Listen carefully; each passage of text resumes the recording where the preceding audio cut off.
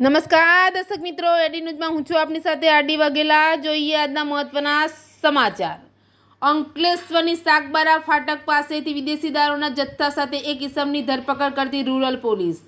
અંકલેશ્વરના ડઢાલ ગામ પાસે સાગબારા ફાટક નજીકની રૂરલ પોલીસે વિદેશી દારૂના જથ્થા સાથે બુટલેગરની ઝડપી પાડી વિદેશી દારૂ અને મોબાઈલ મળી ₹9,600નો મુદ્દામાલ કબજે કરી બે ઇસમોને વોન્ટેડ જાહેર કરી કાયદેસરની કાર્યવાહી હાથ ધરી છે।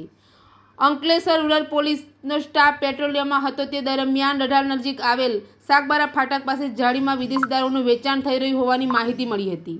જે માહિતીના આધારે પોલીસે રેડ કરતા સ્થળ ઉપરથી વિદેશી દારૂનો જથ્થો મળી આવ્યો હતો। પોલીસે સાગબારા ફાટક પાસે રહેતા વિક્રમ ગોરધન વસાવાની ધરપકડ કરી અને સ્થળ ઉપરથી ₹7,600નો વિદેશી દારૂનો જથ્થો અને એક મોબાઈલ મળી ₹9,600નો મુદ્દામાલ કબજે કરી વિદેશી દારૂનો જથ્થો આપી જનાર ડઢાલના પ્રકાશ વસાવા અને શૈલેષ વસાવાને વોન્ટેડ જાહેર કરી ગુનો નોંધી વધુ તપાસ હાથ ધરી છે।